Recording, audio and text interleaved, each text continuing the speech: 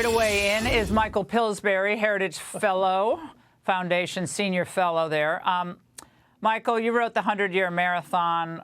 You and I have been talking about this China issue for years and years and years. Right. Is this the time to trust China? Well, no. And what President Trump is doing, in addition to what you laid out, almost every few days in the last couple of weeks, President Trump has escalated the pressure on China. China has then escalated their pressure on us. So we're kind of going down to the wire. Next Wednesday night, our time here in Washington, will be when the meeting takes place. These things usually last 3 hours or so.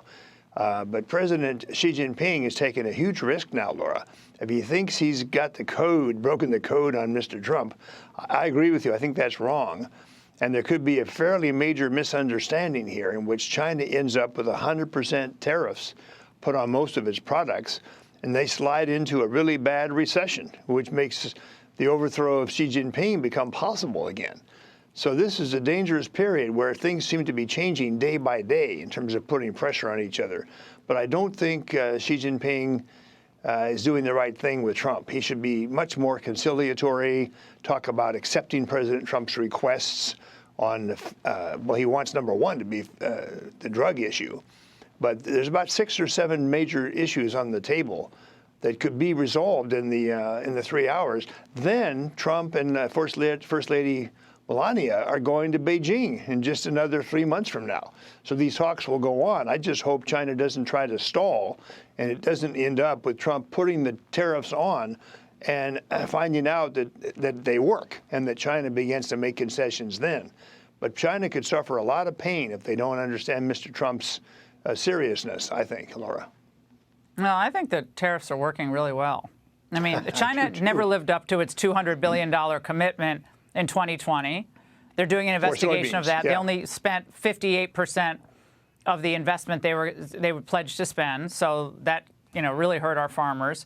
And now they're playing games with rare earths and magnets, and that's freaking everyone out. But doesn't that just tell us that we need to focus on our own rare earth production? We need to focus on our own, effort to be independent in all these critical sectors? I mean, we can't keep playing this game with China. No, that's exactly right. And part of the problem, though, in fact, the major part is what Biden did not do. Biden and his USTR rep, Catherine Tai, remember, they had no trade talks at all. So the Chinese began to test and then violate the agreement that Trump had made, and there was no punishment. There were no trade talks. So Mr. Trump now has to undo the damage that Joe Biden caused with his sort of passivity on China, sort of violating every part of the original agreement. And the other thing is the Biden family ties with China never got fully investigated. Remember, there are lots of stories.